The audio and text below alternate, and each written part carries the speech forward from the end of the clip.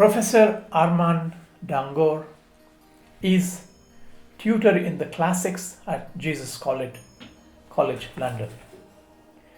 A scholar of language, literature and music, he is co-editor with Tom Phillips of the book Music, Text and Culture in Ancient Greece. In this video, he speaks of how he has been able to recreate the sound values of music that was produced in ancient Greece. And he bases his reconstruction of these sound values on Greek accents, ancient scores, and intuition. He explains how this evidence was put together to reconstruct and perform ancient Greek music from the play Orestes by Euripides. Welcome to Reading Between Musical Lines.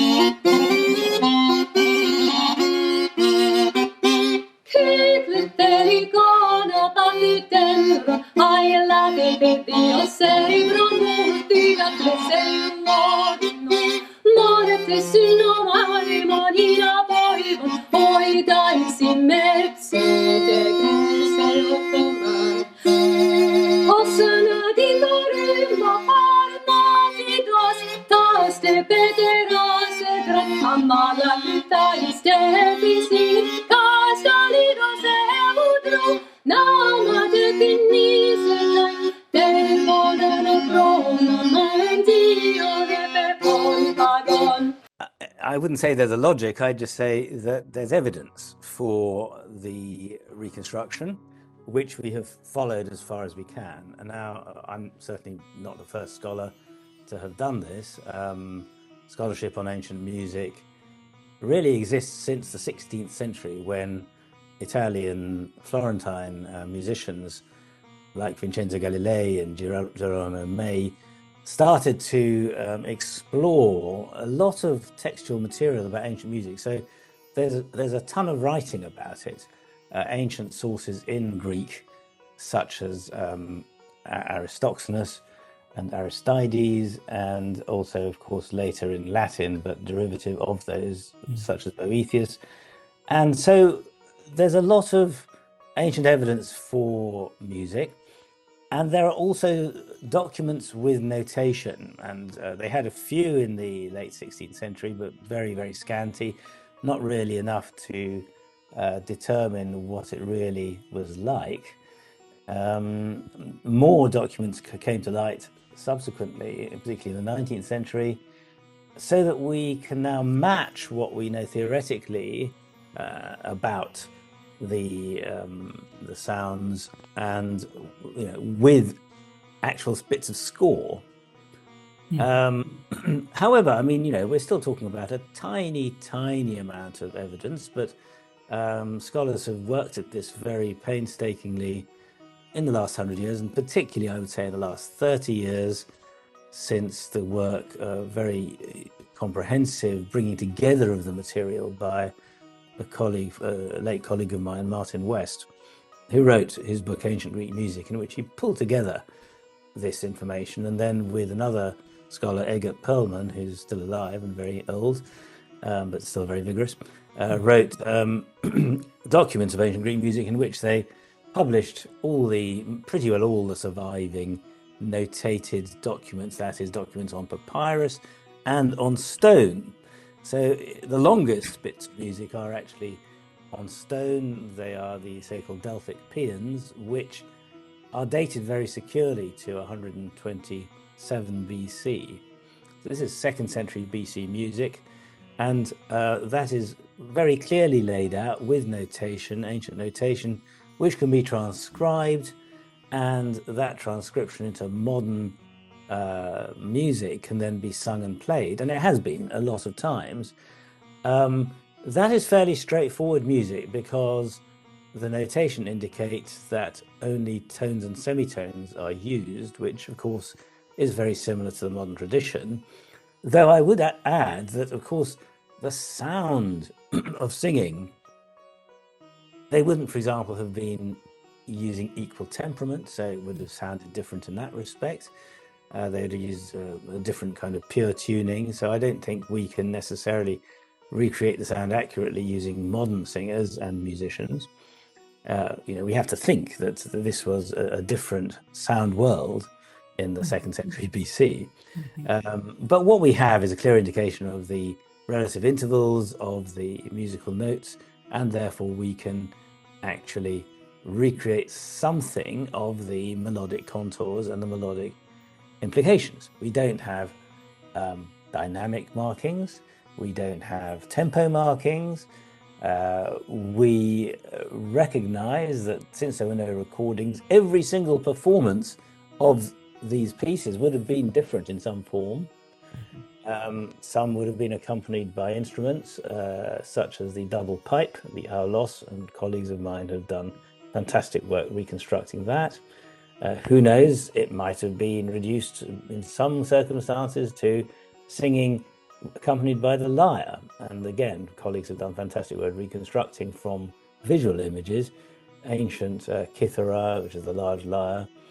And also we do have a lot of really precise evidence from, for example, the mathematician and musician Ptolemy about the actual tuning of lyre strings. So when we talk about things like a microtone or a quarter tone, we actually have a specific interval which Ptolemy gives us as being used by practicing lyre players, and that actually ends up looking more like a third of a tone, actually, but not that I would be able to tell the difference. Some people might see a third of a quarter, but in any case, we're talking about a fraction of a tone. So all that evidence can be brought together to try to reconstruct the sounds of what exists in documentary form. What I have actually done, and what you're asking, I think, to some extent, is I have tried to reconstruct the notes of the earliest musical document of any substance, and that is a piece which goes back to Euripides in the 5th century BC, who wrote a play, the Orestes, and there is a small papyrus with fragmentary notation. And because it has gaps, I thought it might be possible to use, as you say, a kind of logic to fill those gaps. So an example of when you ask about the logic of reconstruction is, apart from, as it were, simply singing and playing what is there, what one has to do is look at, for example, the notes that exist on a papyrus that's fragmentary, and see if you can work out what the mode was. So the mode was a kind of scale system. The earliest modes were simply a group of notes that were played and given a name. And so one can identify the notes of that Orestes papyrus, which is later than Euripides, but I think probably represents accurately what Euripides himself would have written. One can recognize those notes as coming from either the Phrygian or the Dorian mode, which are both extremely similar. And so one has a set of notes to which the whole piece would have been sung, and it's seven notes. And so that's a start. And then you have to ask, what are the principles of composition? And it's been calculated that of the surviving documents of ancient music, around 70% are very clearly conforming to the natural pitch accents of ancient Greek. So ancient Greek went up and down in pitch, and those ups and downs are indicated by accents, either acute, grave, or circumflex accents on the text. And if one follows those indications and sets them to a musical scale, then you get the kind of music that actually emerges in the Greek documents. So that's a very important principle, and I think that to some degree Euripides followed it. I think it would have been quite standard for composers to compose according to what sounded natural to the Greek ear in terms of rise and fall in pitch on words, and then to set that to discrete notes. So those kinds of principles are the ones that I'm applied, and the advantage of the tragic chorus that survives on the papyrus of Euripides is that it is what's called a responding stanza, a strophe and an antistrophe. So what you have is a group of words, which is a stanza or verse of poetry, in a particular very intricate meter. And that is then repeated, that intricate meter, with another set of words. So you have two stanzas with identical meter, and it has always been assumed, I think correctly, that the rhythmical identity also implies some kind of melodic identity. And what we have is the antistrophe, the second stanza, bits of that on the papyrus fragment, and we can then say that music was also set to the earlier strophe. In fact, probably was first set to the earlier strophe and then repeated on what we have.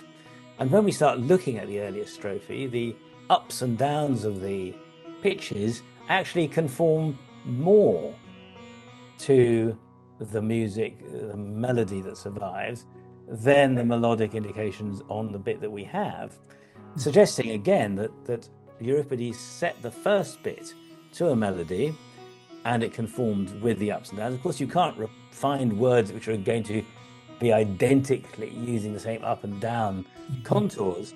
If you're writing two verses, the second verse may well differ, and that's what it looks like it happened. But nonetheless, it's sufficiently close for the same melody to make sense. But it makes more sense in the first case. So we have that advantage. And so what I did is I put the two together, and I can share my screen to show you a bit of my original reconstruction, where I put the two verses one beneath the other. So the lines of Greek are two lines of Greek. The second line is the one that actually exists on the papyrus. And on the papyrus, these bits which I've marked in red boxes have a melody. So you see this word here in Greek, and a back hairway, we have back hairway, and above that bit of word, we have these notes, which are all the same, da da da. And then here we have another falling cadence, and I use that to indicate the quarter tone. Between F and E, we have a quarter tone, da da dum, da da dum, and we have the word phyromai in Greek there. Now, it interested me that the principle of using pitches, I mean, it works for this because the phew, you can see, has an accent on the first, so it's likely to be higher than the next two notes, da da dum.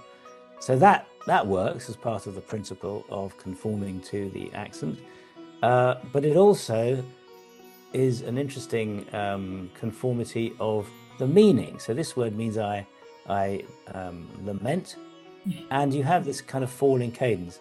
I lament, and you go down, and that's interesting as well, because the word that's here earlier, which means jump up like a devotee of Bacchus, like a bacchant, it goes up there. So the last bit on the papyrus shows down here on this register, da da da da da da, and the next bit we have is quite high, da da dum.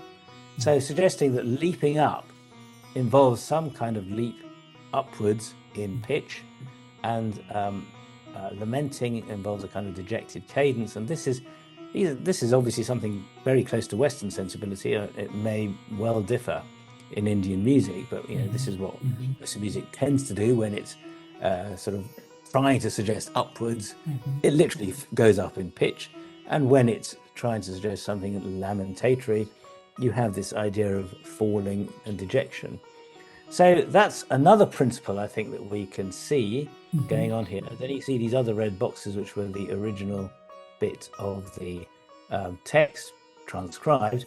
And what I found really interesting was here we had the beginning of two identical words in Greek, not in the antistrophe, which is found in the papyrus, but in the earlier verse not found, but we know it from the text of the play. You have the word kathiketeuomai repeated. Kathike, it means I beseech. And the first bit that's preserved, notated on the papyrus, goes up, da da da dum, and the end of it is preserved with the same word, da da dum, but at a different register. Now, Greek music consisted of tetrachordal groupings, so in other words, 4 notes at intervals, da dum, da dum, and you can see it at work here. We have a tetrachord with, you might say, the A is at the center here. Da da da da da dum, da da da. So you could imagine going up on that register. Another 4 notes below, starting on the E here, but let's say the note leading up to da da da da da da. So it seemed to me that the contour of the word is likely to have been the same, but at a different register. Da da da da da dum, da da da da da dum. So you get the same melodic contour. And then here there was a bit where the text talks about the life of a human being being uncertain, like the waves flapping on a swift ship. And it felt as if there was a kind of repetitive flapping of the music. Da da da da da da da da da. So I think there was a mimetic element to it, which we can then try and replicate when we are setting the words to the notes of the Phrygian mode, which is all I'm doing in using these other notes. They're only notes that occur on the papyrus or in that mode. And there aren't many of them, actually. Then, interestingly, at this point, we were told that by Aeschylus, which is a commentator on the ancient text of Euripides, the chorus actually shouted. They stopped singing and they shouted. And this, in Greek, these words mean "alas for your toils," and that would have been shouted in the middle of the singing, "Peo moktorn." Now, because you can set it 2 notes, but they didn't sing it. These are the kind of indications, and also there is some evidence that the music tends to be fairly stepwise. Everything we see is either closely connected in terms of the ambit of the notes, da da da da da da, or it moves from one tetrachordal scheme to another, as in this. This finishes one da da da and starts again with another da da da da. So you have da da da da da da, close. So I didn't want to do anything over bold in my reconstruction, so I just kept to where the general compass of the notes seemed to be going.